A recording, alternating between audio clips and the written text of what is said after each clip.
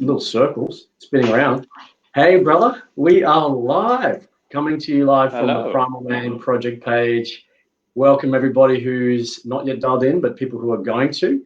My name is Jason, and I'm joined by my good mate, Jean Pierre JP, who's here tonight to talk about chasing excellence. What an awesome topic. That's going to be an exciting and really wide-ranging conversation. I suspect, JP, you and me are going to have a lot to talk about, man. Absolutely. All right. So let's get started. What I was going to ask you to do is give you a space for a quick 30-second elevator pitch on who you are and what you're about. An elevator pitch, you say? Right. 30 seconds. Who am I? Sell to me, man. I am. if I had to buy JP, how would you pitch it? Wow, I'm on discount, so now's the time, brother. End of financial year sale. All right. COVID discount, man. I'm just joking. South Africans don't buy anything. We steal everything. No. So I am a 29-year-old South African. This is a non-racial program. All lives matter. We're not going to get into that. Anyway, yeah, go. Absolutely. 29-year-old South African. Father, good Lord, son of Yuri Lombard. No, I moved across to Australia about a year and 9 months ago to work for a company called QANTAS. And amazing company, amazing country. I knew nothing about Australia, like nothing about Australia. I knew no one in Australia. The first time I ever set foot on the soil in this country was the day I immigrated here.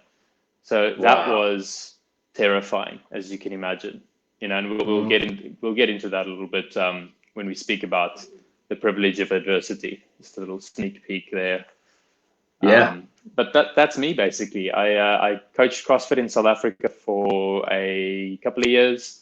Pilates instructing, a little bit of yoga on the side. You know, my mission and my purpose in life is to empower humans, specifically men, and have them connected in life. You know, I work with a very good company called Weapon, as you know. I work with people like yourself, you know, because we share values, right? We align. And I'm just a normal human, you know, and I really want to emphasize that fact. Like, man, I was in the shower now thinking, what the hell am I doing? You know, Jason, you know how I feel about cameras, you know, and I'm wearing cologne right now, right? I put cologne on for a video interview, so I smell amazing. But, you know, this is exactly. So that's good, how bro. nervous I was for this. So I'm just a normal human, you know, and yeah, beautiful, man. We've got a couple of guys already jumping online. So Darren Nankiville, our brother from Weapon, Reese from over in Perth says g'day, and a mutual friend of ours, Jess Clare, the wonderful Jess Clare, says Claire, what a legend. Two of my favorite men, direct quote. Thanks for dropping in. She's an amazing human. She's an incredible human, a great inspiration to me. And yeah, brother, I just want to say, I want to take distinction from what you said. You're a pretty extraordinary human being. And my little bio that I wrote for you, I think doesn't even probably come up to scratch on, I think, what you're doing in your personal life as well as professional, as well as on the side. You know, your passion project alone around the work you do with men would be enough to have most people working full time.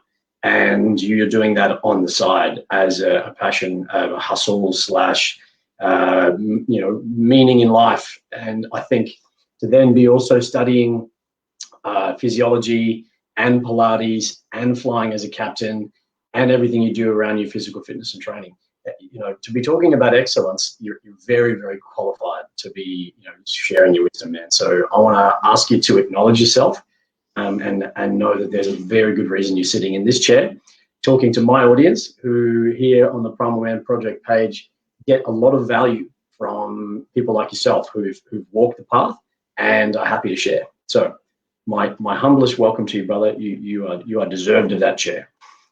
Thank you, brother. I appreciate it. And you actually, you know, I'm learning how to let things like that stick, because, you know, previously I'd have this wall where to just hit and then slide off. And we've discussed this before about self-acknowledgement. One tiny thing I just want to add in there: I'm not a captain. I'm a first officer, so not a captain yet, but will be soon. Okay. Yeah.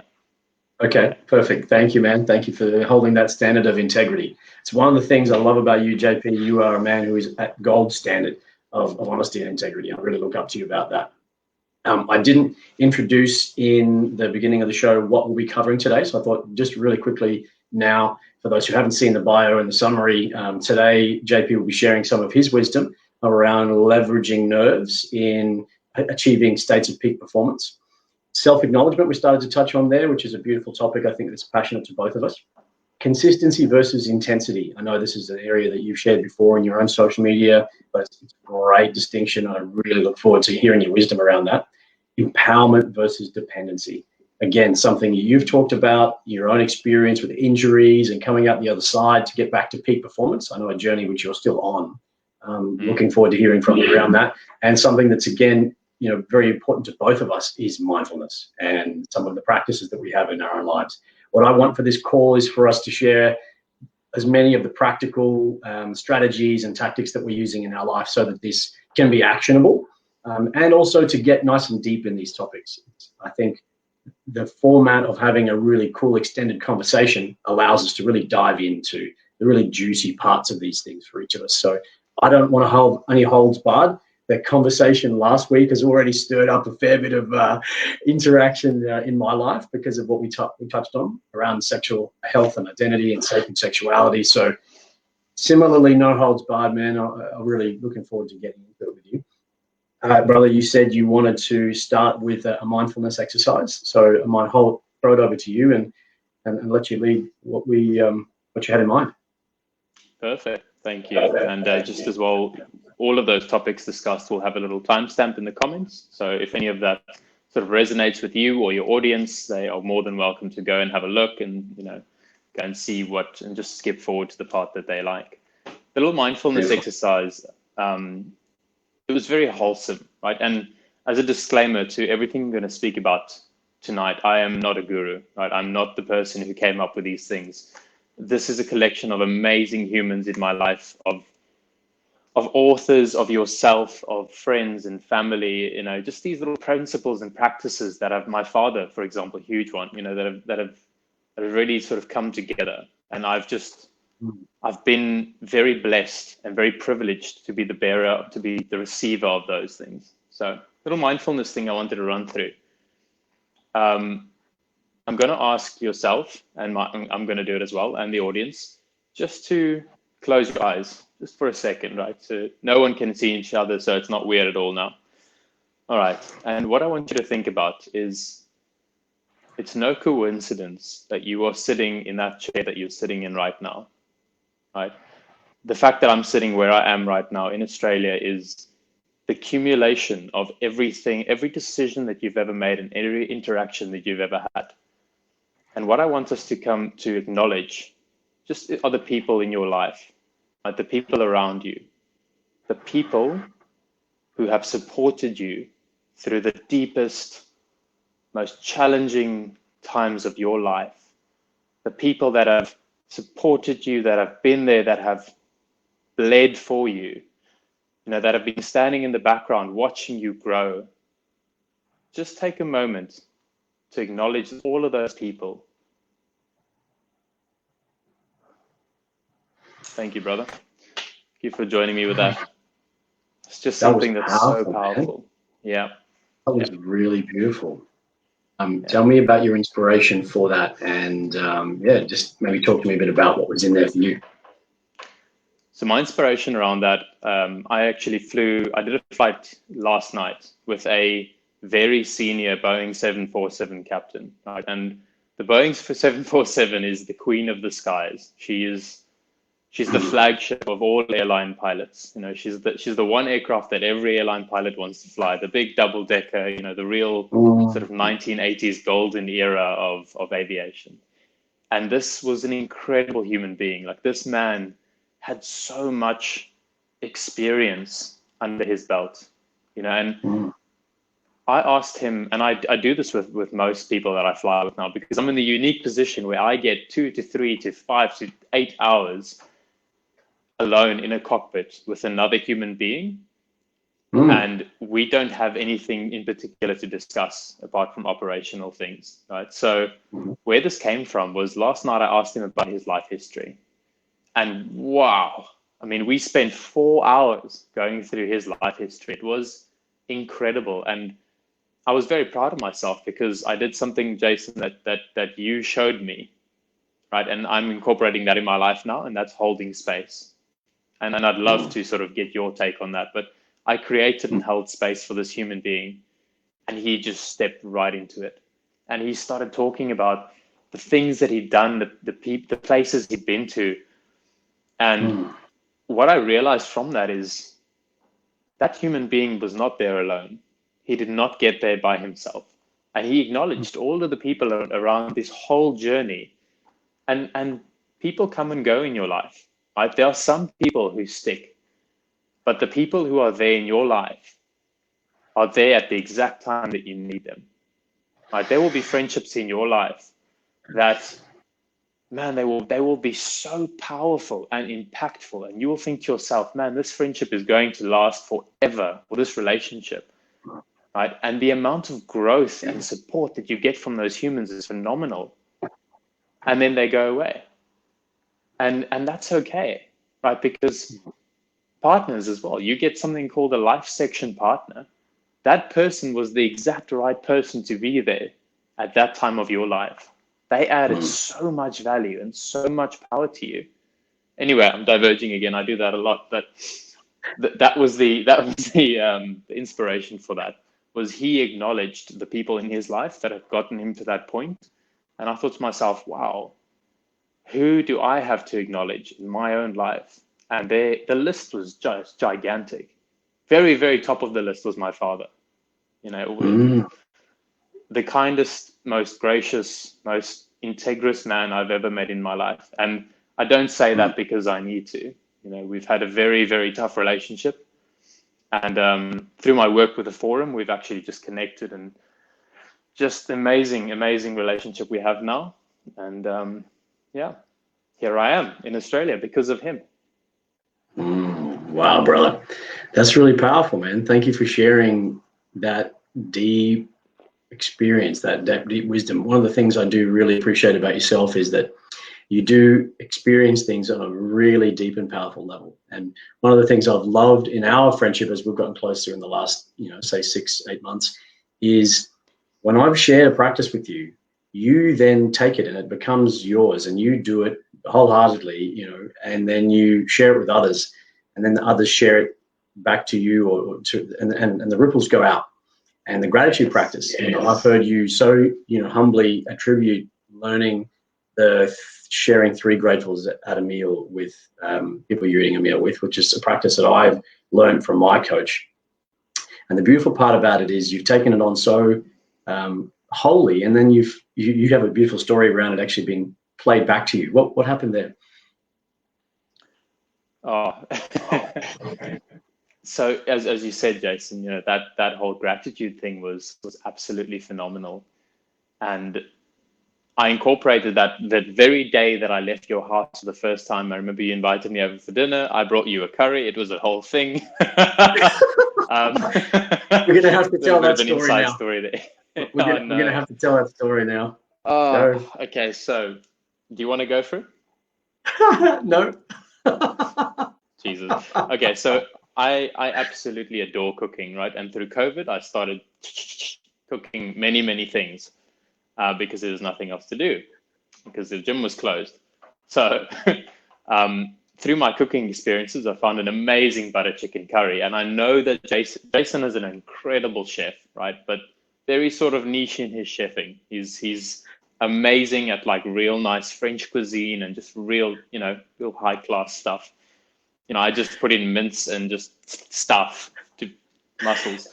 And I just want to jump in here. Anybody who hasn't already connected with JP, his Instagram is incredible. He looks after a branch of Weapon, which we'll get into later, Weapon Nutrition. So JP is actually full of shit here. I'm going to call you out and say you're not a basic cook. You're a fantastic cook.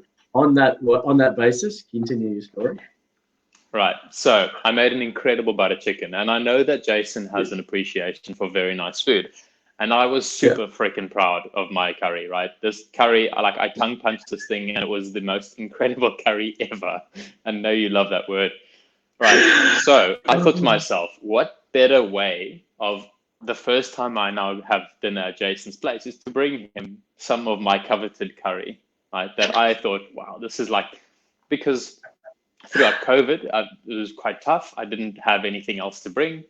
Didn't have a bottle of wine, so I thought, right, I'm just going to bring my curry. So I rocked up there with a curry in a plastic packet, but not even a nice plastic packet, like a shopping bag plastic packet, and a little just like plastic container. And I just go, hi, Jason, here's some food. And he goes, what the hell? Yeah. So long story short, Jason thought that I had bought the curry. I knew that I had made the curry with like my sweat and blood and tears and other fluids. And then, I thought he's going to love this.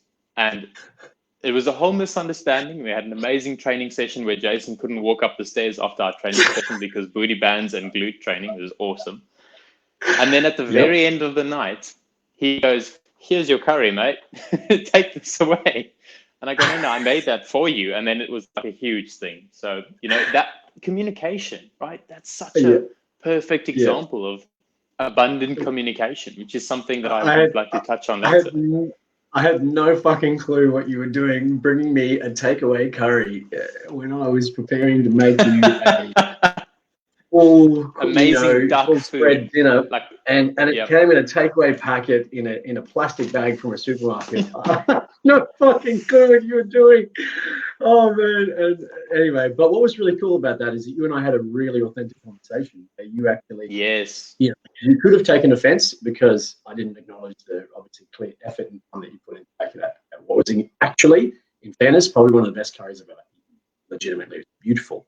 And we had a really cool conversation where you explained the miscommunication, where you were coming from, and then I was able to acknowledge how that would have made you feel, to bring a gift in whatever form, effort and time put in, and have it misunderstood to be a thing. I don't know what I thought, but to be honest, it was a great defining moment in our friendship because he was something that you could have just gotten offended by and just gone back going, what a fucking prick. He rejected my curry. But you stepped into the conversation, and I thought, wow, okay, this is really powerful. This is a guy who's going to show up for himself and show up for others. And man, it's gone from strength to strength since then. And that's something I really want to just acknowledge you for as well, Jason. You and I, in the short time we've known each other, we've got such an authentic relationship, right? Where you call me out on whenever I'm, and you do it well. And that's something I'd like to speak about as well at the end of this is being a stand for someone, because you are the definition of being a stand for someone, right? You're not scared to have those conversations. And our authentic communication is so powerful. Imagine everyone in the world could have authentic communication the way you and I have. Like it's incredible. And I'd love to touch on that a little bit later. But anyway, night at your house, 3 gratitudes. Man, I saw your 11-year-old son say 3 gratitudes, and that blew my mind.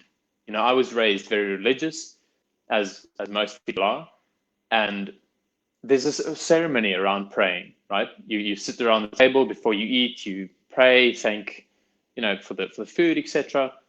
And you create this beautiful ceremony, in your family, where you acknowledge what you're grateful for, and that really blew my mind. And I took it from that day, and I've just taken it. And now for dinner as well, 3 things that you're grateful for. And I'd like to just challenge the viewers. Please, guys, incorporate this into your life. It is unbelievably powerful. And if you do your homework and you do your 3 gratitudes in the morning in your journal, it's very easy. But you know what's incredible about that, right? In the morning, your 3 gratitudes. And this is something I'd like to touch on later as well. Man, I'm going to have to make a a whole list. It's a big list in later, man. Let's get on to some of this stuff. List. Yes. throughout the day, you get more gratitude, right? So now at the end of the day, you can, and something that I was taught by someone else, or that someone else showed me, I've now blended the two and created this beautiful little ceremony where you make the food. And look, don't get me wrong, the food's beautiful, it's hot. You have to eat the food. Don't let the food get cold. So the ceremony is such that you start eating, but before you start eating, you just take a moment, right? This is going into mindfulness. You just take a moment to be mindful, right? And mindful has this weird unicorn connotation around it where you start levitating like a yogi. Mindfulness basically means you are present in the moment. You are completely and utterly immersed in the power and impact of that moment. And you take a moment and you look at the food, and you just have a very quick process in your mind to think every single day that food was grown in the sun, right? The nutrients that it got from the soil, the water that it sucked up through the roots. It's that vegetable, that fruit, that plant, that whatever you are eating was grown and harvested especially for you by other humans, right? That's an incredible thought. And you get the best forkful or spoonful of food, and you close your eyes, and that first mouthful, you just taste the flavors, right? There'll be an explosion of incredible flavors, crispiness, crunchiness, spiciness, whatever it may be. And it's such an amazing way to start the meal, because now you're mindful and you're really enjoying the food. And then you go into what are you grateful for?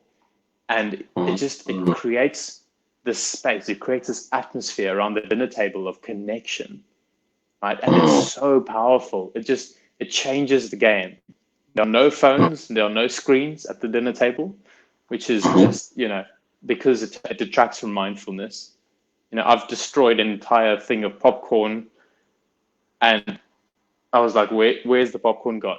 Because, I was on the phone or something or watching a movie and it's gone. That's not exactly, right? I've done it many times.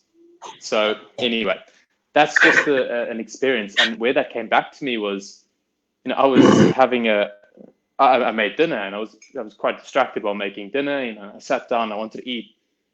And, I made dinner for this, incredible, tiny little nugget of a female, Susie. And she said to me, hang on, what about your gratefuls? And I went, oh, yes. How incredible is that someone else has incorporated that into her life, which is just incredible. So, yeah. It's beautiful, man. I'm so grateful that's had an impact. And, we shared this experience on the retreat that we just had on Saturday, which was a really powerful and beautiful experience. We can talk about that later. But, it's since become, I've gifted this to you as a shared knowledge, and you've gifted it to others. And it's almost like I think of it now as your thing, because you do it so powerfully and so meaningfully and with such mindfulness. So, it's it's a beautiful practice. I encourage everyone watching who's heard anything of what we've just been speaking about, incorporate gratitude into your life. Write it down in a journal, but share it with your family, and you'll be amazed at how it elevates the atmosphere and the energy in your conversations, the connection and the presence at the table, and just the feeling in our home. When, especially during COVID, Beth, Micah, and myself were eating 2-3 meals a day together at the table every day, which, in modern busy lives, I'm sure this would probably be experienced by a lot of people, wasn't the case. We weren't sitting down at the table together for every meal for every day, working and away at school and wherever else. We just had such a beautiful period of extended connection and presence, all punctuated and supported by this powerful practice of gratitude. So, I think we've made the beautiful point and told the story. So people, get onto it. Gratitude practice. It'll change your life. Absolutely, brother. All right, man. So I want to hand over to you to, go with your ever lengthening list of things we're going to talk about later. Let's get into it. All right. So just to reframe, I'm just seeing this little, seeking counsel, talking, chasing excellence flash down on the screen. And It just made me How think. tricky is that, by the way? Excellence. I just want to say how cool it looks. I feel like I'm on CNN. I know. Oh, no, just, Exactly. I was just like, oh, this is Sky News. And it just made me realize chasing excellence, right? That also, as everything in this podcast is podcast, interview, live stream, is not me, right? That's from an incredible CrossFit coach called Ben Bergeron, and he actually wrote a book called Chasing Excellence. And gotcha. Man, in that book, he speaks about Stoic philosophy, right? And Stoic philosophy is, in a nutshell, very, very small nutshell, is control of the mind, like control of the perception, control of the reactions, control of your psychology. Because control of the mind, no one can take that away from you. And chasing excellence in that is, there are variables, right? There are things in your life that will happen. There are events, there is stimulus that will come. And once an event has happened, you can never change what happened. You cannot change the event. And any sort of post-event thinking is self-imposed suffering. But what you can do is, once the event occurs, the way you respond to that event will change the outcome, the final outcome. And what Ben speaks about is that space. There's an incredible quote by Viktor Frankl.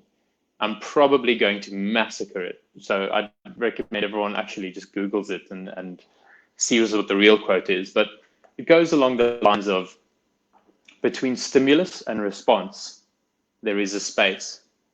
And in that space, there is a choice. And in that choice lies our power and our freedom. And just take a moment to really consider that.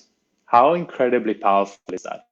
When there is an event, a stimulus, someone is behind you in a car and they, hoot at you. That's the stimulus. Between the stimulus and your reaction, which is generally, there is a space, right? And in that space, you have a choice. You can go, stop, think, respond, rather than react. And this single principle of response in space has been what's defined my whole time in Australia. I've really tried to step back and just go, how do I respond rather than react? How can I use the space? And sometimes you can create the space. And this is something, Jason, that I'd actually like to pose a question to you, is you speak often about creating space, about holding space, about the clearing, right? What is that? How does that work in your life? It's a great question. And I love that quote from Viktor Frankl. You introduced me to it, even though I listened to the audiobook of Man's Search for Meaning, which is the book that it's from. And I didn't catch that quote. And yet it's probably the singular summary of the principles that he outlines. And for those who haven't read the book or know of it, Viktor Frankl is a really well-known psychiatrist who was a Holocaust survivor. And born out of the suffering and his experience in concentration camps, he created a mindset and a philosophy, if you like, that was around choice and the power of choice to choose, which is what you've explained. So that's beautiful. So thank you for sharing it. It's actually on my vision board, on my wall, that quote, because you shared it with me. So I want to acknowledge you. Thank you for sharing. Thank you for sharing your wisdom. In response to your question around how space plays in my life, or the role that space plays in my life, and I think inverted commas space is a term that, in the growth arenas get thrown around, holding space. For me, holding space is about creating presence in an interaction. So I think one of the features around modern life is the amount of distraction. And what I think is done is create a very short attention span. And we are also really not held with the standard of integrity that I think our parents and maybe our grandparents would have been held to, the standard of really making clear and present eye contact with people, holding the interaction with someone in a body language that says, I'm listening to what you're saying. And I really honor and respect you for who you are. And I haven't met you yet, but it's good to meet you. And that's an old school ethos that I think is a bit lost. And to me, holding space is really simple. It's just being there in that moment, not thinking anywhere else, not getting lost in thought, not drifting your gaze around and out into space around a person, but physically in a body language perspective, holding the energy of your attention and presence toward them. And in that moment, that person is the most important thing in the world. That's really simple for me. And in the work that I do in workshops and retreats and in counsel, in coaching, it's about, in that moment, I've made a decision that you are the most important person in the world right now. I'm not going to take a phone call. I'm not going to be distant. I'm not going to be thinking about my next appointment. I've created space, so time in a calendar, attention and presence, energy and focus to be with you. And whatever that means and is needed for you, with you in this moment, that's what's going to happen. So in the case of you listening to that really, powerful story from your captain and someone who I think sounds like he's, could be a mentor potentially for you. Great example. Without becoming disillusioned by the fact that he'd taken 4 hours of time, probably talking majority about himself, there's a lot of people that would be a bit disillusioned by that. And you know what? I'd have to admit, it would take a good amount of energy from me on a good day to sit and hold space with someone for 4 hours. And if the conversation wasn't even flow, there's a part of me that would lose patience with that. So I want to acknowledge you. I think it's really powerful for you to have seen the opportunity in the space, for your captain like that. That's beautiful. And for you to see the opportunity in that you knew that you would receive the benefit of his wisdom. That's really cool. So to me, that's a perfect example of what holding space looks like for me. Thank you for your input, brother. I really appreciate that. And it's so powerful because I'm a very, very extroverted human being. Right? I thrive. People have described me as a Labrador, right? Because then I feel like a Labrador as well. I will go for walkies, and then I'll go, humans, and just chat and make friends, like just randomly. Today I made 2 friends in the sauna. Great people though. I will talk to people even if they don't want to talk to me. And I've had some great chats in the sauna. I can relate. I think there's there's that awkward moment that you just don't quite know who's going to start the conversation first. You're semi-clothed. You're feeling like you're going to die. And there's a part of you that's like, I just want to fucking talk to anybody. And there's a part of you like, we're in a very small container for a very long time. I'm probably breathing in a good amount of your body fluid. I think we should probably introduce ourselves. Yeah, I mean, the best opening line for me is, so, come here often. It's pretty hot in here, huh? Yeah, no. Oh, your body's glistening. Anyway, so moving on quickly from that, it's awkward.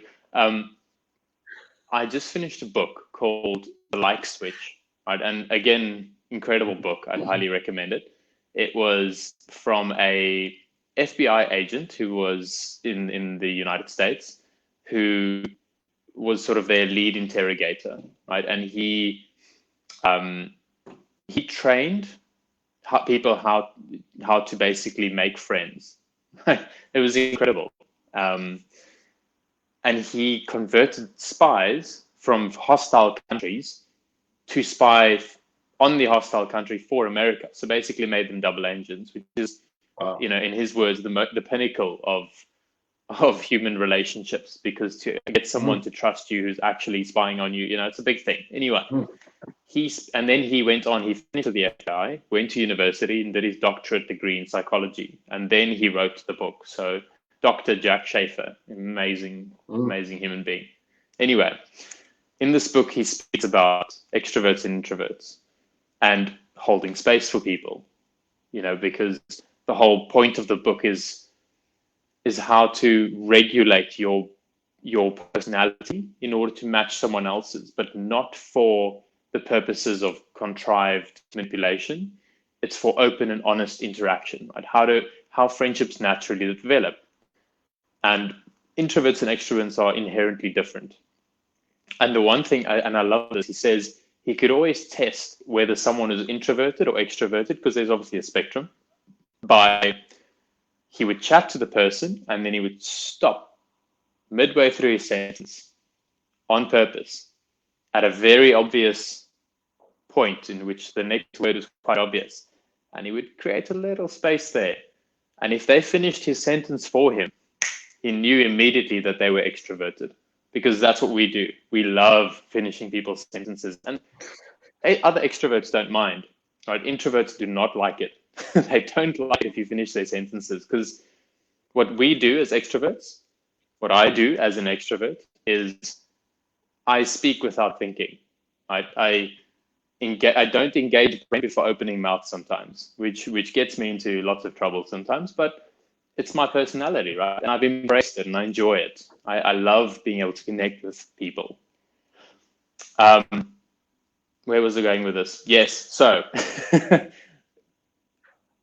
he speaks about listening, right? He speaks about mindful listening. And Jason, you said something very beautiful there, where you listen to that human being as if they are the most important person in the world. And at that time, they are. And I wrote a little blog article a while ago about, imagine you could have every interaction with someone as if you were their personal trainer. Because have you noticed, you walk around the gym, you see a personal trainer with their client, man, it's like 1,000% focus. And I'm willing to bet that lots of those clients pay that money to go to that personal trainer, for the training, but also for that absolutely uninterrupted, perfect listening, right? Just that feeling of they are the most important person. It's like going to a doctor's office and going, hi, I'm your client, I'm your patient. And it's that incredible feeling of, that they are completely invested in your success, right? And the way you and I have interactions, Jason, is so powerful to me, because I know that you are 100% invested in my success, right? In my vision. And you've helped me see my vision. I had zero clarity, it was like, what I do. I do 62 million things at a time, and you actually called me up and said, what do you actually want? Where are you going with your life? What is it that you need? So completing the loop, what I found was so powerful was when I have a conversation with someone, especially a partner or a dear friend, and while he was speaking now, I listen, because what I used to do is I would listen and just sort of bite my tongue and wait for the time that I can respond, because I've already answered your question 16 times and have 2 of my own opinions in the back, just like waiting for that green light. As soon as your mouth closes, just to pounce. And the impact of that was I wouldn't really get what you were saying, right? I would hear it, but I wouldn't process it. And now, because you've created that reality and that possibility for me, is I speak to people and I actually close my mouth, I sit back, I listen, and then I don't react immediately. I use that space between stimulus and response to process. And then what I do is I reframe what they've said to me to make sure I've understood it 100%, almost mirror it back to them in a different way. And that really lets them know that, hey, I'm here, I'm listening. And it's been powerful. I could do it with the captains as well that I fly with. And they they open up like crazy, because they can see that I'm actually listening to them. And then you can, it's funny. I realize the older I get, the more I realize the less I know. Because when I was a new pilot, a freshly qualified commercial license, man, the amount of things I did, I don't know how I'm still alive, to be honest, because I was like, I was God's gift to aviation, right? I'd be like, don't worry, I got this. If it's not moving and it should, I've got WD-40. If it's moving and it shouldn't move, I've got duct tape. Like, we're fine. You know, we're going to apply this thing. It's going to work. Back in the day, you know, and does this just clarify? These are no longer your current practices, flying with the good people, honestly. yeah, and man, the training at QANTAS Link is incredible. You know, and I'm not saying this because I work for them. One of our captains, he was a training captain at Emirates on the Airbus A380, and he said that the standard of QANTAS Link training was far beyond any other airlines that he's ever seen. So that's very, very, very good. Anyway, so I realized, you know, I know so little actually. And my father, he taught me something I'll never forget. He said, listen to someone as if they know something that you don't. And that was so powerful for me, because when I would speak to someone who I felt that I knew more than they did, you know, which was all the time because I was, you know, a fresh commercial pilot. I knew everything. I wouldn't really listen to their answers and I wouldn't consider them. And now it's like, because you pick up these little nuances, you pick up these things that they know and you go, wow, that's incredible. Anyway, I'm ranting again. That's what I do. It's powerful conversation, man. I remember the first coffee that you and I had together after we caught up at the gym. And one of the things that struck me straight away, you got a phone call mid-coffee and you didn't even look to see who was actually calling. You just turned the phone off.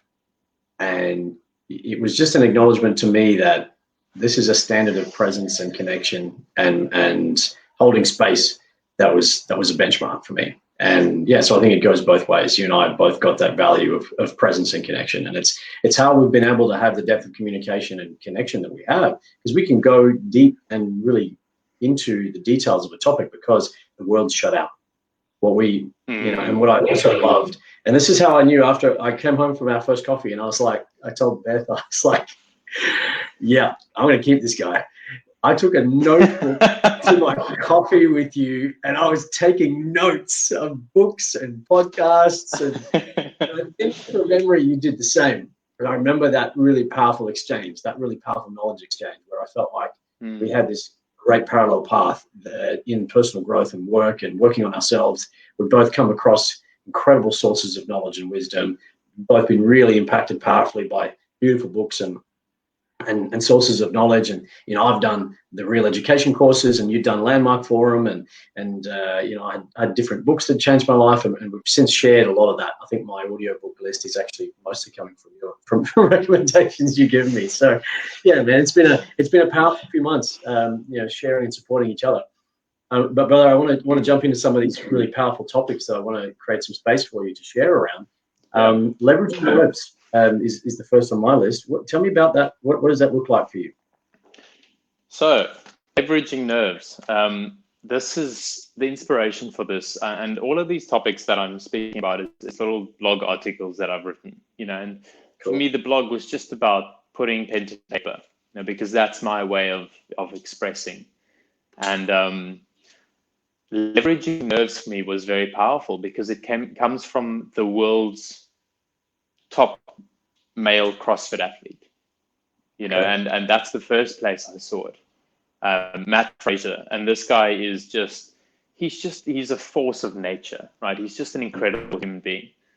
And much of my life has been dictated by CrossFit. You know, I owe much of who I am and what I am to CrossFit. So I'm eternally grateful for it. And Matt is an amazing human being because he's got the mind of a champion, right? Anyone can work hard. Anyone can work until their hands bleed.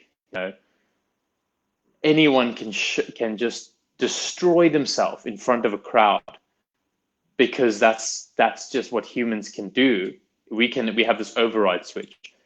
But you show me someone, and that he speaks about character, and he says character is what happens when you're completely alone.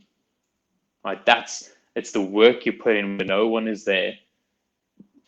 He puts in.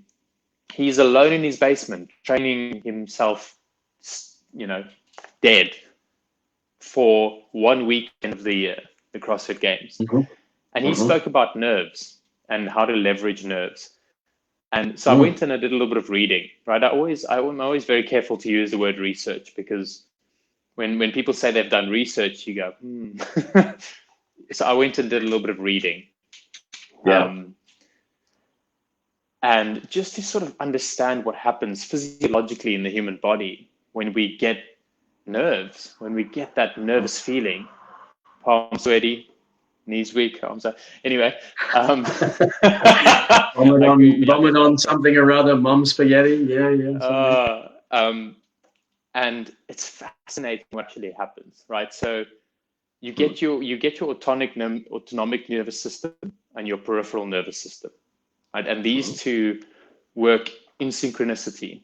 You've got your homeostasis. You are just humaning along. You're just vegetating. You're just doing your thing, and then boom, stimulus. And then boom, reaction, unconscious reaction, right? So when you get the fight or flight response, your body is immediately, epinephrine floods your system. Epinephrine is the other word for adrenaline.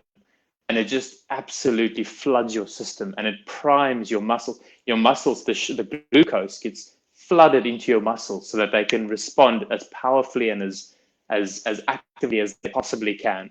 Your pupils dilate so that you can see better. Your hearing increases, your senses, your smell increases. It's this incredibly primal, I see what I did there. It's this very primal, very powerful reaction that we have evolved with as human beings. And you then have the fight or flight. But if you don't fight and you don't flight, now you've got this excess of glucose in your bloodstream. You've got this adrenaline just flooding through your system, which will cause just nausea if it's not used. And that's why we get all these little, you feel the palms, get sweaty, the tingling, that nauseous feeling, right? Because your body cannot differentiate between a threat and a perceived threat. So if you're about to go into a speech in front of a lot of people, those nerves that you feel, remember when it's back at school when you had to, stand up and do a speech and you were going, oh my Jesus. It's exactly the same as if you're about to walk out onto the arena of a CrossFit event, and man, it's going to hurt. It's going to hurt so much. And so what he spoke about is how to leverage those nerves, because he made this beautiful analogy of humans have evolved that for a reason. And we come up against it like that. We go, oh man, I'm nervous. Oh, I hate this. Why am I feeling like this? Why is it? Man, what a gift. The privilege of that adversity is unbelievable. You have this incredible body of yours that just does all these things for you and just primes you. And that's exactly what it is, right? It's priming you to react. Every time you come up against someone you want to fight, it's priming you to react. And he has this beautiful analogy of going, no, utilize it, use it, leverage it. Use that as a whetstone to sharpen your spear, to sharpen the sword, to go into battle, right? And how incredible is that? So when I changed that mindset, because I used to compete at CrossFit events quite often, and hopefully again soon with my rehabbing process, man, it just changed the entire game for me. Even this, right? Speaking in front of people again in the camera. And every time I go on live, or every time I do any public speaking, I go, wow, what a privilege. My body is actively fighting for me to do this. It is preparing me, and I'm going to use it. I'm not going to come up against it. And I just take a deep breath in and I go, right, the sword has been sharpened and I'm ready. So powerful. Very, very powerful. Yeah. So let me ask you then, in a situation where you feel like those nerves have become beyond supportive, so your adrenaline's gone to a place where, we know that mental faculty is reduced. I'm not sure what the percentage is, but you lose a lot of your mental processing ability when you become really nervous. What are some of the strategies that you use to get nerves under control to the place in that balance where they're supported for performance, but they don't go too far to forget your rep scheme in the CrossFit, or to forget the speech, or forget your wife's name when you're up there in your wedding speech. How do you get that back under control? Burpees. So many burpees. In terms of that control, right? What have you noticed as soon as you start speaking, or as soon as you start the workout? You know, it just goes like that, and you just gradually sort of go into it, right? And again, the body can't tell the difference between perceived or actual threat. So what you do is you go, I wish I could explain, I wish I could, create a quantifiable thing to show you how powerful reframing that mindset is around holy crap, to yes, this is good. This is what I want. This is how we're going to get through this, right? Even that mindset change just changes the whole game for you. And if it gets to that point of just overwhelming, it's just so hectic, you just close your eyes and you visualize yourself jumping into it, and you visualize yourself and you go through it, and you find a way to funnel that energy. So if you funnel that energy by going, I'm going to visualize every single word that I'm going to say in this speech, and I'm going to visualize how the crowd is. It's that positive visualization, right? And you can see it. You can create it from nothing. It's very powerful. Other than in a CrossFit workout, which I can understand this would be really powerful, I'm putting you on the spot a little bit here. Where else can we leverage the nerves in a productive way? Oh, okay. So the one that I've had in my own personal life, right, is doing the lives, the Instagram lives, the videos. And the way that I leverage the nerves there is purpose. Right? I go, why am I doing this? Because if you have clarity of purpose, no amount of nerves will knock you off center. And being on center is so powerful. I have this practice in the mornings where I do affirmations, and I write down 3 affirmations in my little journal. I have a little format. I go intentions, affirmations, gratitude, tasks, and then lessons. And that last part has been so powerful for me, is I go back and I wish I could, it's so powerful. You go back through your journal and you go look at last week's gratitude. Unbelievable. You go look at last week's affirmations. Amazing, right? And coming back to that whole thing of, if I'm standing there and I'm about to go into a big meeting, I'm about to go into a boardroom, I'm about to address a whole bunch of people, man, affirmations, how powerful is that? I go, and I say it to myself and I go out loud, and it's fine. People think I'm crazy, but it's fine. Just talking to myself. No, and you go, you know what? I'm centered. I'm calm. I'm ready. I'm centered. I'm calm. I'm ready. And it just, your brain can't differentiate, right? If you're saying it out loud, you believe it, you visualize it, and you believe it. If I'm stressed out and I'm driving somewhere and I'm feeling a bit overwhelmed, I say, I'm calm and I'm ready and I'm centered. If I'm feeling a bit of self-worth, I go, man, there's my journal over there, and I can go through every single page of what happened, and it's just unbelievable. So that's coming back into sort of just, I'm conscious of the time and the space, bringing it back, because I could speak about this freaking ever. Is have purpose, so know why you're doing what you're doing. A real good friend of mine has an incredibly powerful purpose, right?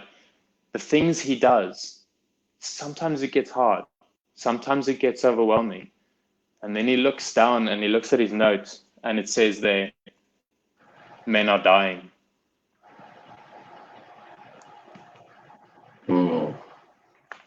Thank you, brother. Yeah. Thank you. Purpose and clarity. Purpose and clarity. I love it, man. It's really powerful. And I want to support others who've asked a couple of questions. So Alison dropped in for asking examples of this. And I think you've given a great example where affirmations have helped you to turn that energy of nerves and lives, where you've helped to turn that energy of nerves into a focused energy that creates a beautiful outcome for people. One of the strategies that I use and that I teach men in coaching is to use the power of the breath. When I feel like I'm in a situation where the adrenaline is not serving, it's become, as contrasted to a workout where that's really powerful and supportive, the adrenaline's no longer serving me. I use a technique I call a reset breath, which is you take 3 deep breaths in. On the top of the third breath, holding a lung full of air, holding it for 15, 20 seconds, and then releasing audibly. What I've found is that's a really powerful way to reset the nervous system and to punctuate where you were to where you're going. And biologically, physiologically, to me, it creates a distinction, it creates a contrast that says you're now still, I'm now still, when before I was elevated. My heart rate's up, my breath rate is up, my palms are sweaty, things are getting outside of what I'd like to be in control. And that's a really powerful strategy, tactical, practical one to use for those who do get nervous. Public speaking's never been a problem for me. I'm fortunate either by practice or by genetics. I haven't had a problem with it. But man, I get nervous as fuck on these lives. I go onto Facebook Live, and I think it's just the fact that there's no taking it back. You could say something stupid, and I do it all the time. I fuck up what I'm going to say, and yeah, you just got to keep rolling. And yeah, it's a beautiful, powerful thing when you do string a sentence together, when you convey an idea that, you know, I'm really passionate about the work that I do. And I find yourself similar. When you know a lot about a topic, when you're passionate about it, when you've done your homework, when you're engaged into the purpose of what you're saying, allowing the flow and allowing it to just pour from you, not worried about the fact that you can see your face. Not worried about the fact that you can see right now we've got 17 people watching this, and we've got thumbs up and likes and laughs, and who knows who's online and who's watching and what they're saying. Right now, I'm just focused on connecting with you, which is why this format has been so powerful for me. When I had lives as a target and I was told, you know, you want to show up in social media, you want to promote a message, you want to work on, you know, creating this movement, you need to communicate to people regularly, multiple lives a day, 15 lives a week. And I'll be honest, I got stuck. I didn't have the same amount of energy and flow in that conversation when I'm just talking to a screen that's just me. Whereas this conversation I started having in Seeking Counsel last week with Alex, and this conversation today, 57 minutes have elapsed. And I feel like we've barely gotten started. So yeah, I completely resonate with what you're saying. Having purpose is a really powerful way to keep an energy of communicating. And it's something that I do remind myself that men are dying. And yes, it is part of the purpose of the Primal Man Project, to support people who wouldn't have had the things, to give men the things that I didn't have.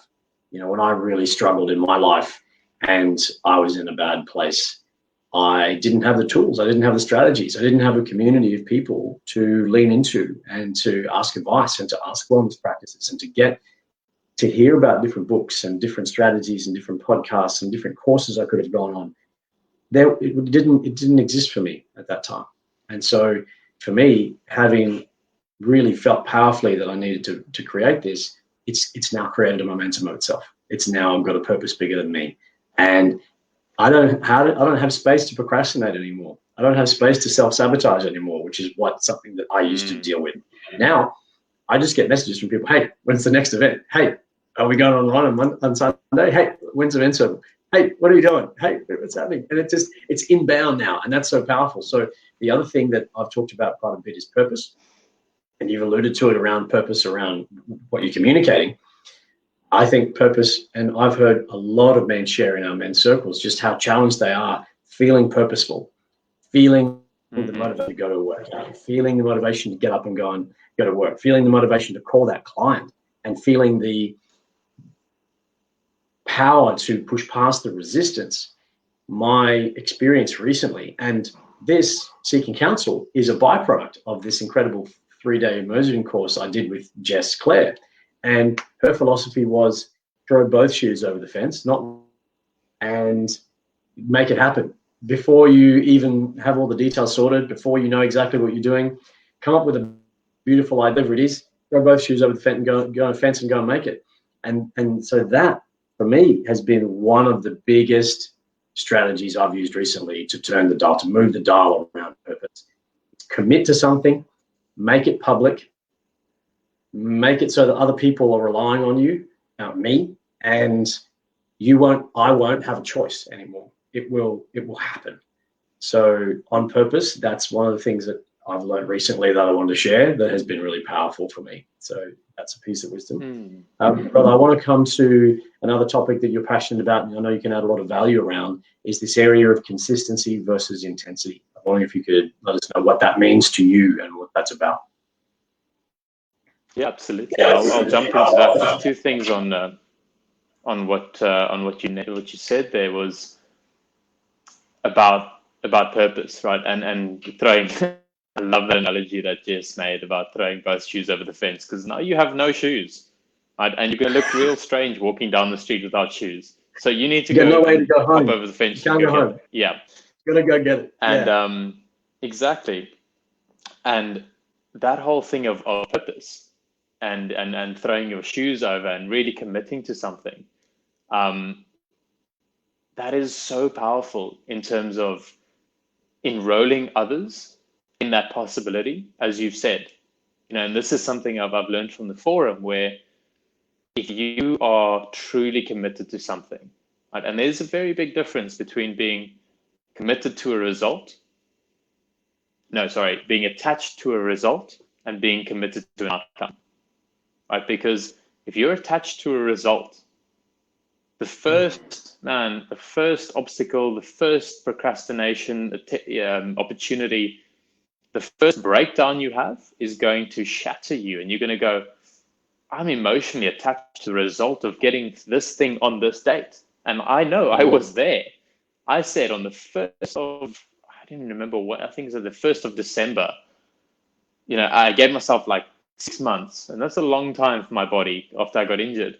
I said on the 1st of December, I'm going to walk into that CrossFit box and I'm going to be fully functional, and I'm going to be able to do everything that I want to do. And guess what? When I walked into that CrossFit box and I couldn't do everything that I wanted to do and I was still injured, man, I had a huge breakdown. I had a massive breakdown. And a very close friend of mine, Max, gave me that distinction of being, he said to me, you're emotionally attached. You are emotionally attached to that result. You are not committed to the outcome. And he was a stand for me. And I'm so grateful to him that he was a stand for me, because he said, imagine you are committed to an outcome, and it doesn't matter if that outcome happens in 6 weeks or 2 years or 5 years from now, because whatever happens in life, that outcome will happen because you are committed to it. And everything you do, every decision you make, every interaction you have is bringing you closer to that outcome. And you know in your heart that that outcome will happen. Man, that blew my mind. That was so powerful. And as you said there, you enroll other human beings into your outcome. Right? And that makes you incredibly accountable, because now they're depending on you and they're relying on you. And that's out there in the universe. That's not with you. That was a huge thing with me, is I had so much fear, and I would just, the whole fear thing, like, fuck, excuse me. People say, oh, you must get over your fear. You must get over your fear. I'm like, I'm not scared of anything. Man, I'm scared of a lot of things, because it's not a tangible, quantifiable fear. Right? When I think fear, I think jumping off a bridge with a bungee cord. No, fear is so insidious. It is so subtle. It's that self-doubt in your mind, right? When you're doing something and you're going, I'm not worthy of doing this. And Jason, in the work that you and I have done, self-worth has been huge. So that whole thing it's incredible. I want to jump in here exactly on this topic. I received a really powerful piece of wisdom when we did a meditation, and I was shown in that meditation the human evolution and the history of the human mind, right? So if you can imagine back to our primate ancestors, one of the most important thing in their existence was behavior that was compliant with the expectations of the troop, because a animal on their own, a primate on their own, was vulnerable to predators, to the environment. They wouldn't have had a great opportunity to survive. So millions of years of evolution and layers upon layers of our behavior as we've evolved as a species have been embedded with this imperative. You must not offend, upset, disturb the tribe. The tribe is life. Being ostracized or excluded from the tribe equals death, literally. So one of the things I began to understand is that as I went to go and do these lives, I was literally fearful, as though I was fearful of exclusion and therefore death. Because if I said something that was exclude me from the troop, exclude me from the tribe, I was going to die. And people, have such a strong power and motivation, and feeling like they can't speak their truth, feeling like they're going to be absolutely judged and criticized because of this evolution of how we've become a species. And we are now at a place where I believe as a species, we have this incredible opportunity to actually depart from our design. And, this is a whole other topic we can go into another time, but my philosophy in the Primal Man Project is return to our design. We've got a design that was really powerful for what we were supposed to be doing, and moving and eating and connecting and being with other people and living in communities and tribes. These are all things that are completely opposite to what we're doing now. And they're completely opposite to the way we live. And returning to that design is basically the principle behind Primal Man Project, as you know. But walking in and around that fear, we were designed to be afraid. It's really good for us when we need to live as a tribe of primates, where it's really good for us to cooperate with a troop of hunter-gatherers, but it's not serving us anymore. And understanding that fear and where it came from helped me to create a really powerful distinction that it wasn't serving me anymore to be afraid to speak my truth and to share things that I'd learned with people, because I was that person 2 years ago. I was that person 5 years ago who needed to hear the things that you and I are talking about now. So yeah, I want to support you around that, and conscious of time, we'll move on to that powerful topic around consistency versus intensity. So let's go there. Absolutely. So consistency versus intensity. That was a powerful one for me. And that came from a podcast that I listened to. I do not remember exactly what it was called. And it spoke about just the consistency. And I went to a nutrition seminar, actually, and the creator of Switch Nutrition, a great nutrition company, and they do like all kinds of super green powders and all the cool things. He spoke about, Greg, I believe his name is, he spoke about the consistency principle, and he likened it to sun tanning, right? To getting a beautiful golden crisp brown tan. And he said, man, if you go into the sun for 9 hours into Australian summer and you don't put sunscreen on, you're going to have a bad day. It's going to get real emotional for you. And you're not going to get you're going to burn like real bad, and you're going to peel, and it's not going to go well. It's exactly the same thing in the gym, right? If you walk into the gym and you just crush yourself for 8 hours straight after not training in COVID or something, man, you're going to have a bad time. Training and tanning requires that little bit of consistency, right? If you come in 30 minutes every day and you go get a nice little golden brown tan, and you just add these little layers, right? Same thing in the gym. 30 minutes a day for 4 or 5 days a week, that consistency builds up, and it gets that beautiful, that accumulation effect, right? And the same thing in your life. If you show up and you go, I'm going to do an epic immersion, I'm going to go do the Landmark Forum, or I'm going to go do the Real Man, or I'm going to go do an epic retreat, or Tony Robbins seminar, and you go, I am actualized. and you don't practice those principles, guess what? It's not going to work, right? It's the same thing with relationships. You know, if you show up and you have consistency, you have absolute consistency in what you do, that builds incredible trust. Now, if you say you're going to do something and you actually do it every single time, guess what? That person is going to trust you implicitly, and they're going to go, oh, let's say they have a friend over, and the friend says, oh, Jason said he'd be at 20 minutes past. Like, what if he's late? And they go, no, he won't be late. And they go, how do you know? It's because he's never late. You know, it's those people, and we all know those people who have so much integrity that if they say they are going to do something, they do it. And that's it's absolutely not the definition of integrity, because integrity is so massive and so huge, but it is the pinnacle of it, right? Of saying you're going to do something and doing it. And in that you create space, and you create an expectation, right? Let's say you meet someone somewhere and they are always 10 minutes late, right?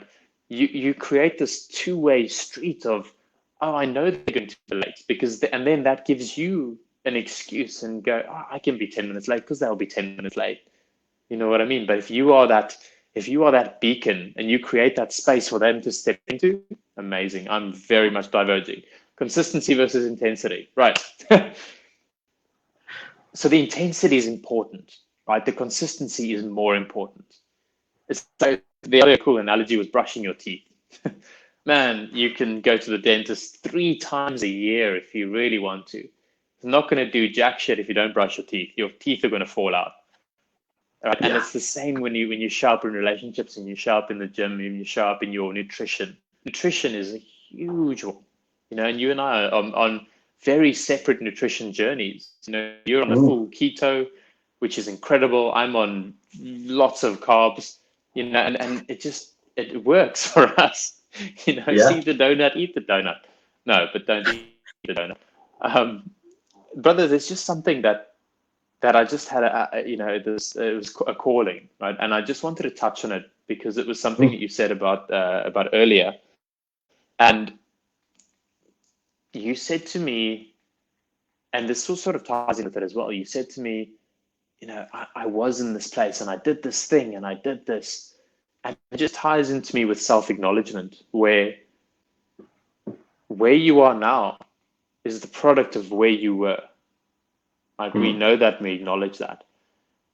And I found myself thinking today, I was in the elevator and I got out of the elevator and I had a really incredible, just a quick conversation with someone. And I walked out of the elevator and I thought to myself, I'm 29 years old, right? Why could I not have found this incredible community and this mindset and this growth and development and this hunger to be better, not to be, let me rephrase that, to be the person who I know I can be. Why didn't I have that when I was 19? Why is it 29 years old? And then I thought to myself, you know what? I did the best I could with what I had. If I could have done better, I would have done better. And it was because of the person who I was that I'm the person that I am now. You know, and that's just something that was so powerful for me. And you touched on that yourself. And I've experienced this a lot when I've supported men in workshops. So seeing people who come to a transformative event that are there because they are wanting to change something about their lives. They've hit rock bottom. They might be in their 50s, they might be in their 60s, and they're often filled with a profound sense of regret, because after the 4 days of an experiential retreat or workshop, often people are completely changed. They see things in a different way. They've had experiences they never understood, would have cleared things.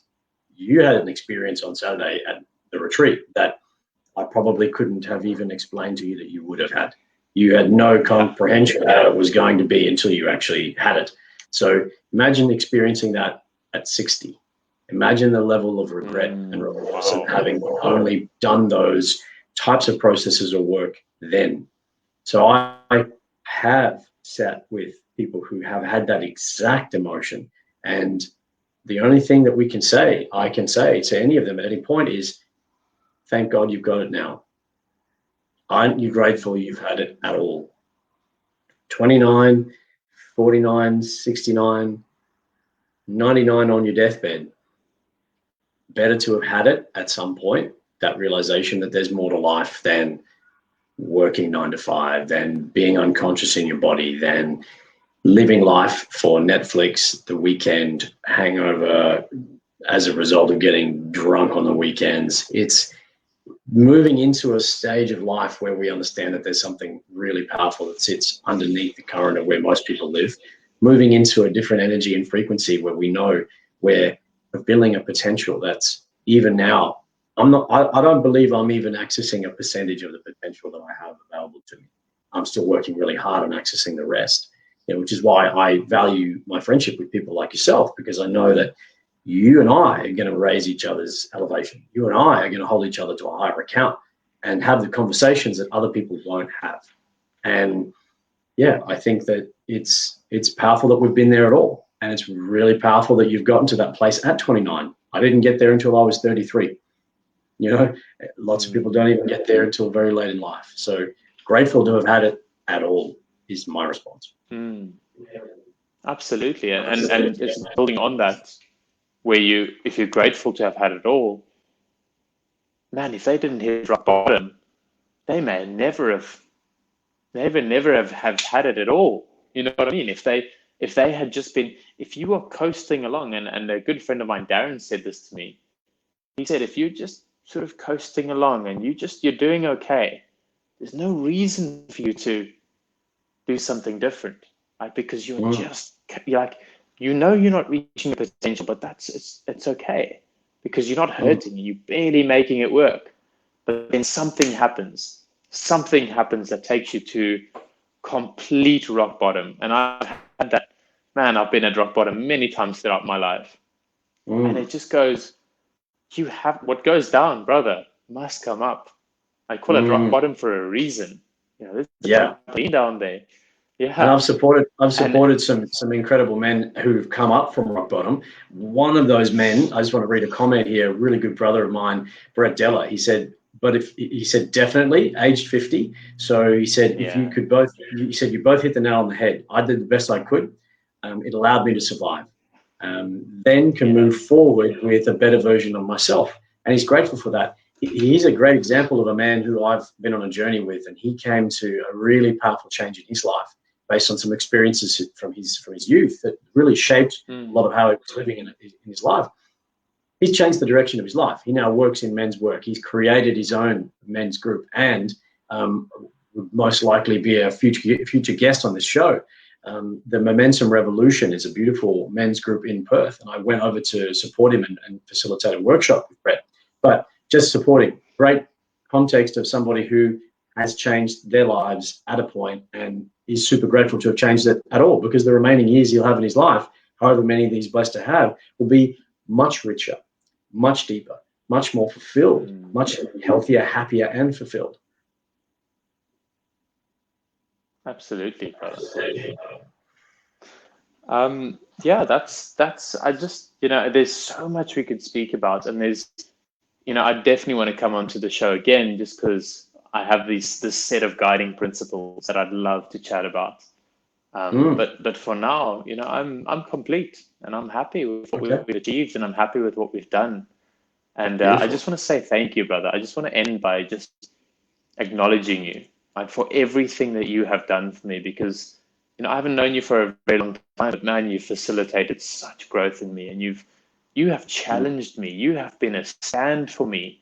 You and I had a coffee about 2 days ago, right, in the morning. Remember that? And you said something to me then that gave me goosebumps, that blew my mind. And I didn't say it to you at the time, because I thought to myself, what better time to say it than live? And beautiful. What you said to me was, you said, your integrity inspires me. Right? And to me, what that did is that created such an incredible space. You put this pedestal in front of me, And you gave me a set of stairs, and I had no option but to walk up those stairs and onto that pedestal, and to become the man that you know that I can be. Because integrity for me is something that no one becomes integrous. No one achieves integrity. You work at it every single day. And I've had many breakdowns, but you created the space for me where you went, your integrity inspires me. Fuck me, what other option did I have than step into that role, right? And you are a stand for me. You are such a stand for me in everything I do. You call me on the things that I do, and I appreciate that so much. Yeah. Thank you, man. I appreciate that. I did have a really powerful conversation with you. I had an experience over the weekend that helped me to realize I needed to take inventory of the relationships in my life. And by inventory, I mean really assess the people in my life and really ask them to make a choice. And I've had this conversation with 4 men, yourself is one of them, saying that there's a really big difference between the way that most of us are operating and the way that I believe would serve us all to operate. And that is having the powerful and really caring and loving permission to speak the truth that people don't want to speak. And there are areas of genius that each of us bring. And I think I showed you some things on Saturday at our retreat that, well, I know I showed you some things that you hadn't experienced before. And it was a beautiful, and I was really honored to be able to lead you and the men through a really powerful, immersive day. And I don't know if you quite believed or understood what was in store, and really probably didn't have any concept or comprehension of what was going to do or experience like. I wanted to ask you just to maybe give a bit of reflection about that experience for you. What was your thoughts around going into that retreat? And then where do you sit now? Honestly, when you initially told me, I thought, yeah, we're going to go for a walk. It's going to be a fun walk. It's going to be a great walk. It's going to be a walk with brothers. And that in itself would have been a powerful experience, right? Having a real good day out in the bush, connecting with other men. And that's the way I actually framed it up. I met someone in the sauna today, an amazing human being called Paul James. And I'm doing this thing where I'm remembering people's names. So whenever they say their name to me, I look into their eyes, I memorize their eye color, and I say their name in my mind 3 times. Beautiful. I struggle to forget their name then because I know what color their eyes are. So, awesome. I told him about this incredible experience we had, obviously not the details, and he says, "Oh, a real good bushwalk. That sounds fun." And I thought, that's funny. That's exactly what I thought. It's going to be a fun bushwalk.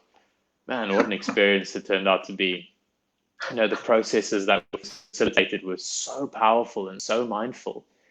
And I think you nailed it in terms of you could have those processes as the forum does, for example, in a room with a lot of other people.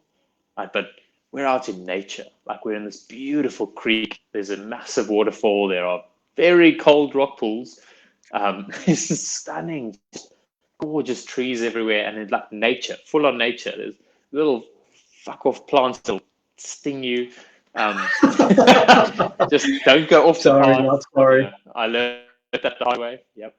And it was just such an incredible experience, just being facilitated through those processes where I think it can be encapsulated by saying it was an adventure that was a spiritual, and I don't use the word spiritual lightly. You know how I feel about like the magic crystals and the energy and I'm not that mindful yet. But this was really life-changing, and again, even life-changing, I don't use that word lightly because I am an airline pilot, right? Which makes me, I look at the things, at the facts. I want to know if it breaks, why it breaks. I want to understand something. I don't imagine I believed my aircraft took off on everyone's energy. Problem. So if someone's energy was not aligned, So we've got a chakra out of alignment in row 13. In row Yeah, no.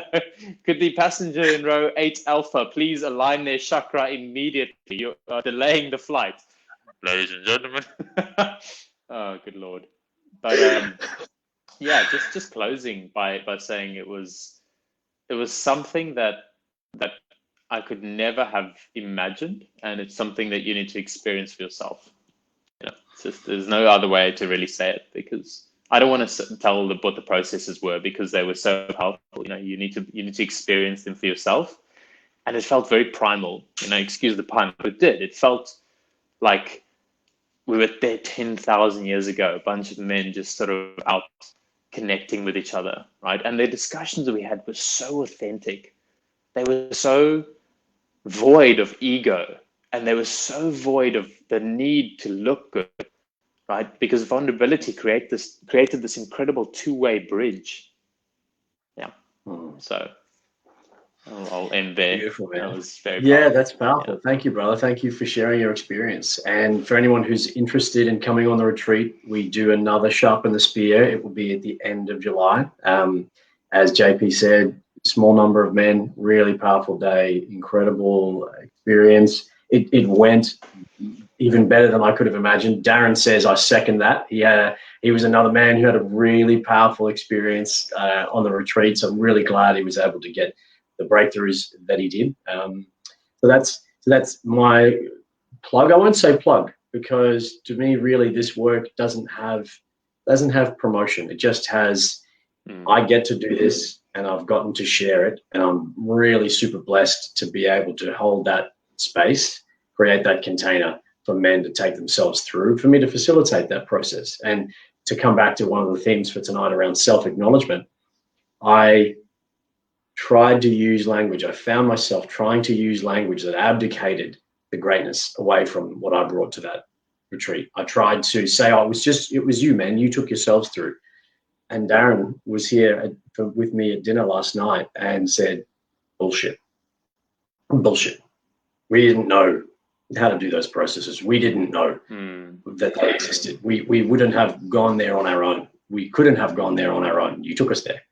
And he said, you need to sit in more acknowledgement of yourself, the fact that you created that space, you created it, and it was amazing. And it was beautiful. Brett is supporting here by saying your purpose. It definitely was, brother. And I have to acknowledge Brett. I supported Brett in creating his event that he went out on a limb. He put his balls on the block and he wrote from scratch a workshop, a 3-day powerful workshop, transformative in a very similar way. And yeah, I lent into my own edges and went out on a limb. And yeah, it was a powerful day. Christy's dropping in saying that her son Jack had an incredible day. And Christy, your son is a beautiful man. What an incredible young man. What He's a good graduate. What a great human. He's a graduate of the forum and somebody who's clearly on the path to doing work, on himself. But he had no expectations like yourself. Didn't know what to expect from the day. And I think he just had a really powerful day. Darren supporting here, saying again that words couldn't describe the impact of the day on his life. So just I sit in a lot of gratitude that I've been able to learn from my teachers, the things that they've taught me that I facilitated on that retreat. And I'm so blessed to be able to live in my purpose and to pass things on that I've learned, and to be a guide for men to walk a path that I've walked. And yeah, it is my life's work now, which is an incredible position to be in. And yeah, I'm just so grateful, and thank you for your support. I want to acknowledge you.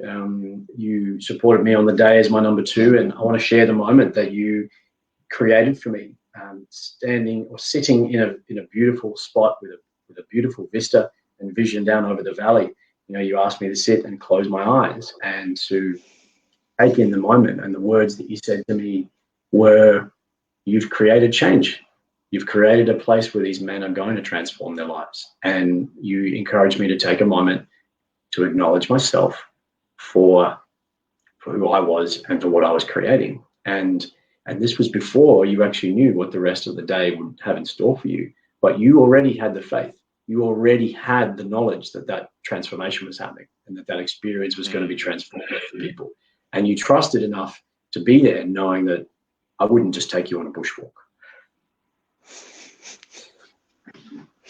Yep, absolutely. So, brother, I want to ask if people want to connect with you and find out more about what you're doing and support the work that you're doing at Weapon and support the human that is JP. Where can they best find you? Instagram, JP_fly1 and weaponwear.com. Weapon is beautiful. Do you mind? Yeah, go, please. Yeah, just real quick, Weapon is a movement that was created just to connect men, very, very similar to all of these things, and all very, very much in alignment, and we do active wear for men. It's great clothing, but it's not about the clothing. It's about the message. We do weapon sessions, and Jason's going to facilitate that our next weapon session again. He always does. He facilitates our men's circle. Just a day we all get together, smash a great workout, do some breathing, do some Wim Hof breathing, and then sit down and just have a cool connection.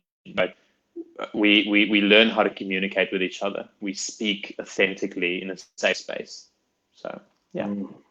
Beautiful, brother. Well, I encourage everyone to go and have a look at JP's Instagram, full of great inspo for beautiful food, great adventures that you have. That pocket rocket Susie that appears, pretty frequently in your feed these days. Shout out to Susie, you're a great human. And there's a certain doggo that's making a regular appearance. So look, full of lots of great wholesome inspo. Go and check JP out on the Instagram. We are running these series, Seeking Counsel, on a weekly. So please check us out here this time, Thursday next week, for everybody dialing in. And the Sharpen the Spear retreat will be run in a month's time. And yeah, that's about it for me for what I want to promote and support. Keep interacting around the Facebook, guys. We've got a great amount of content that's going to be coming and sharing around the beautiful work that we're doing out in nature. And yeah, that's a wrap for me. Thank you so much. And yeah, I want to acknowledge you. Thank you, JP, for showing up so authentically tonight, having such passionate energy in what you're saying. And there's been some beautiful areas covered that maybe didn't have in the list, and we didn't quite get to the empowerment versus dependency topic. But if you would like to know about that topic, please go and check JP out on Instagram. He's got a great video around that empowerment versus dependency subject if you're interested. And Elise said, thank you for the great combos, guys. We've got Stephen Smith here saying it was great to watch. Thank you so much, everybody, for their support. And that's JP's doing the big head. I'm trying to read the comment. It's so tiny. All right, love you, everybody who's dialing in. Thank you so much again to our brother Alex Kenny, who's here. He was on last week. Go and check him out as well. But that's it from us tonight. That's a wrap. Stay online, JP. We'll have a little chat and debrief, brother. But love you, everybody. Peace.